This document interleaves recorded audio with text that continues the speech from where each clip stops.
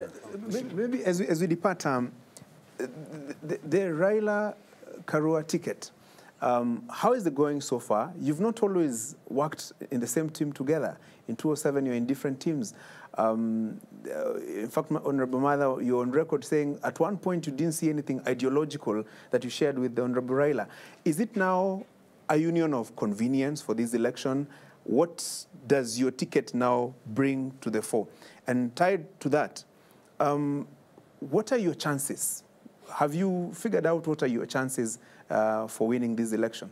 I think I should go first now please. that you mentioned me. Remember, we were competitors in 2013. And if you are competitors, you go for it, and you go for your competition. That is the only time we strictly were not on the same side. We've come from the same background, from the trenches fighting for expanded democracy. That doesn't mean when you are on the same side, you must see everything 100% the same way. In 2005, we were on opposing sides of the constitutional, the banana orange. Yeah. And 2007, we were again not together. But we came together in the National Accord, worked well. 2013, every person for themselves, and God for us all because we were both candidates. Shortly after that, 2014, we worked together. Now Kenya was friend of God.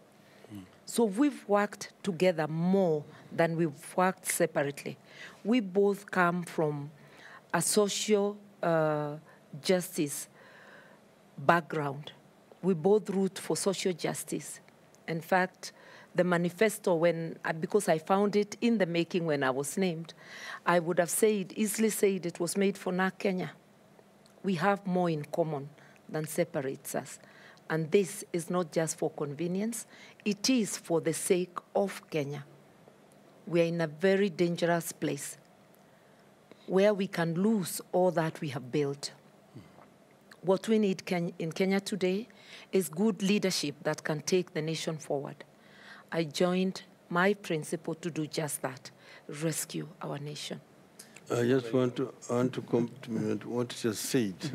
Yes. But, from the days of Ford, you were together. See, Martha only left Ford at the time of nominations because of male chauvinism, which we need in nominations in our constituency. Details are record there. But then we came and teamed together in Parliament. She came through DP, which was in the opposition, together with Ford Asili and Ford Kenya. And we worked very closely together throughout that period. In 2002, we were together in NARC. We were together in NARC, and we campaigned together throughout that period of time. And then we went to government together, and we were ministers in the same government. We worked very closely in the cabinet. It was only the constitution bombers where we had differences. And then 2007. But then after that, we again worked in the same NARC government. So we have worked together more than we have worked apart. And as she says rightly, politics, sometimes you disagree in interpretation on issues. That does not make you enemies. So long as you have the same beliefs. You believe in human rights issues, believe in multipartyism, believe in democracy, liberal society that gives opportunity to its people and so on. So we share much more in common with Martha than many people I've worked with. Mara kwa mara umekanusha kwamba wewe si mradi wa Rais Uhuru Kenyatta. Pengine Rais Uhuru Kenyatta atakuwa na mchango upi ndani ya serikali yako? Rais Uhuru Kenyatta anamaliza tamu yake. Yeye mwenyewe amesema anamaliza, anataka kwenda kupumzika. Na mimi tumeongea na yeye, nimesema yeye amechangia, amefanya kazi yake, wamekuwa na changamoto, kwa serikali yake, mnajua. Lakini nafikiri amejaribu vile angeweza kufanya. Manake vile waliingia katika serikali, katika hali walikuwa washtakiwa kule ICC. Hiyo ilikuwa ni changamoto kubwa sana. Lakini tofauti na hayo walijaribu. Tukaja sasa kwa ya pili, tumeketi na yeye mwenyewe alikiri ya kwamba kulikuwa na makosa hapa na pale, lakini tusahau yaliyopita, tufanye kazi pamoja. Na nafikiri yeye amejaribu, ingawaje yeye amekuwa ana pingamizi kubwa katika serikali yake. Manake vile navyojua ile serikali ilikuwa ni nusu mkati. Kama upande mmoja ndio anafanya kazi, mwingine hafanyi kazi, inakimbia tu kufanya kampeni na propaganda kwa miaka 4. Hiyo ni kubwa sana kwa serikali. Mimi najua tulikuwa na tofauti zetu, mimi na Kibaki, lakini tulikuwa tunajua vile tunasuluhisha yale tofauti yetu. Kama sangine kwa mfano hatukubaliana vile alikuwa ameajiri Chief Justice na nini, na mimi nikaandikia barua nikasema mimi sijakuwa consulted. Hapo ndio sisi tulikuwa na tofauti, lakini baadaye tukasuluhisha. Na kile tulikuwa tunafanya kazi, naenda kwa cabinet, kama kuna shida tunaenda kwa cabinet, pale tunaongea na yeye na tunasema hapa naona si mzuri. Au mimi mwenyewe nakwenda kwa State House. Kibaki hajanizuia mimi kuingia kwa State House. Na kama kuna maneno mimi naenda kwa referee. I used to go to brief him ahead of any cabinet meeting. There's always a session between the Prime Minister and the President. And we tell him, these are the memos we are bringing today to the meeting. They contain this and that and that. They have all been discussed exhaustively at the committee level. They have been approved. So we just bring them here for record and approval. And surely we go and take those things there, and they are passed very quickly. So we worked very well with Kibaki. That cabinet, bloated as it is, was the most efficient cabinet Kenya has ever had. And we did a lot of things at that time, the Grand Coalition government. Everything that is being achieved by this government has its foundation in the Grand Coalition government. We laid the foundation for infrastructural development, for agricultural development, for water around the country. Remember, we had even a ministry for Northern Kenya for the first time. We did a lot of research work on how you can deal with ASAL, arid and semi-arid regions of our country. So we have been there before. We are not newcomers in the government. We know the challenges. We know the problems we are going to. I know you're going to want to ask me about the debt issue.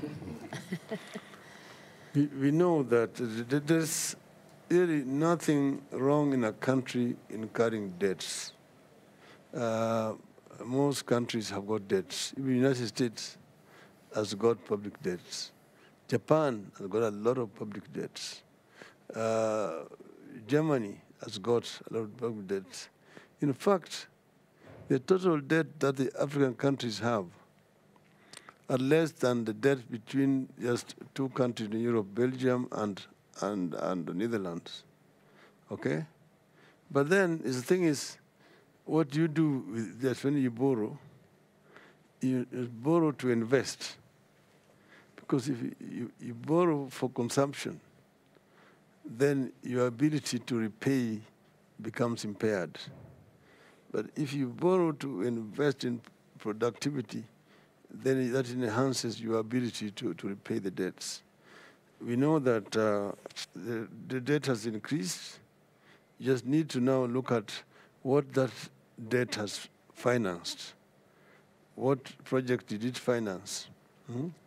And we know that most of it did not actually go to do real development. The dams of just Aror and Kimarer can tell you that. And there are quite a number of those other white elephant projects which were there, particularly in Uhuru's first dam. That is where most of this debt was incurred. Some of it which has been incurred in the second. The people who are actually crying about the debts are the people who are responsible for those debts. I give you the example of SGR. SGR was a grand coalition government project. We conceived it, Kibaki, as a project. It was done under the NESC, National Economic and Social Council, which were being co-chaired by Kibaki and myself. It was supposed to be Mombasa, Nairobi, Kampala. So we had a joint committee co-chaired by me, the Prime Minister of Kenya, and the Prime Minister of Uganda. But because of bureaucracies in Uganda, when we had met here, the minutes prepared had to wait to be tabled in their cabinet before approved, and then the next meeting to now go and meet in Kampala, and so on. I went and told Kibaki, at this rate, our term is going to expire before we finish, we do anything. Let us take Mombasa, Nairobi as a purely Kenyan government project. That is how we did it. We did that.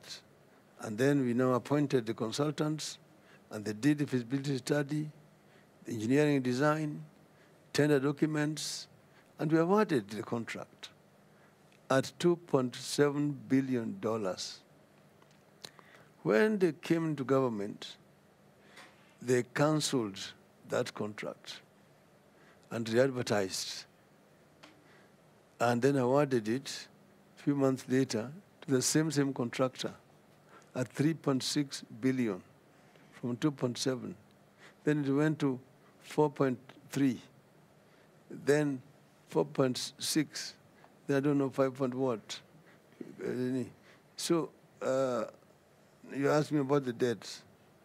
That is how the debt is accumulated, okay? And that was the first term that those Tanga people are saying nothing happened. Most of these debts were incurred at that time. Now, what we are going to do, because we have dealt with these issues before, we will look at particularly, there are some commercial debts. What is really killing are the commercial debts with short-term period of repayment, high interest rates. Those are the ones that you really need to renegotiate and get maybe a refunding or so that you can extend it to a long-term debt with lower repayment rates and also reduce the rate of interest. There are several ways of dealing with this issue, so that you don't want to get into government and just work to pay the debts and do nothing, okay? We have analyzed the debt that we owe as a country. We know that it can be managed. We know what we intend to do with it, so that we don't just go to government and nothing is happening. We will find a way of dealing with it. If elected president in August and deputy president in August, you will be the second implementers of the presidential system of administration, presidential system of government. Maybe in a minute or two, each one for you, Mheshimiwa Raila and Mheshimiwa Martha, what is that one thing that you will avoid from the Uhuru Ruto administration? The unseemly disagreement, taking it to the public. People may differ on how to go about things. That's supposed to be settled in the boardroom. We will try to conduct ourselves in a way that maintains the respect of the office and demonstrates respect to the people of Kenya. We have the new constitution brought a presidential system, but also brought a devolved system of government. devolution actually ought to make service delivery more efficient. But you need to look at it that you don't have 48 governments, 47 counties, and one national government. It's one country, so it is one government. And therefore, you need to work together closely with the devolved units and agree on priorities. And also you must have a benchmark through which performance of the counties can be measured. You see, so that you have equal system of service. You know, you have a situation where other countries do so well in health systems, others do better in education facilities, others in water, and other. We must have one country. We must have a way of measuring performance of county government, and that is the responsibility of the national government. So we do that, we will be able to make this country work for the good of the people of the country. How can the people of Kenya hold you to account for all the promises that you're making? You see, the taste of the pudding is in the eating it. The Kenyans know me because it's not my first time to go to the government. I mean, I'm not going there as a newcomer. They know what I can do because I have delivered when I was in government. As a Minister for Energy, I'm the one who made rural electrification and infrastructure development rather than a commercial enterprise, and made it possible to roll it out countrywide, okay, in the short period. And I'm the one also who came up with the reforms to remove transmission and distribution from generation, and allow the private sector to come in at the IPPs. At that time, it was opposed. Then, in the road sector, I'm the one who introduced these road agencies, the Kenha, Kura, Kera, at that time, which was opposed very vehemently, to make the service delivery much more efficient at that time. But I think that with the devolved system, there's really no need now for Kera and Kura, because those should be responsibilities of the county government. You see, why should we have roads in Mombasa which are not the responsibility of the county government of Mombasa, that are being run from Nairobi, or in Kisumu, or in Nakuru, and so on, or even rural roads in the counties? Those should be responsibility of the county government. If you do that and release resources to go down there, 35% of resources is very easily done.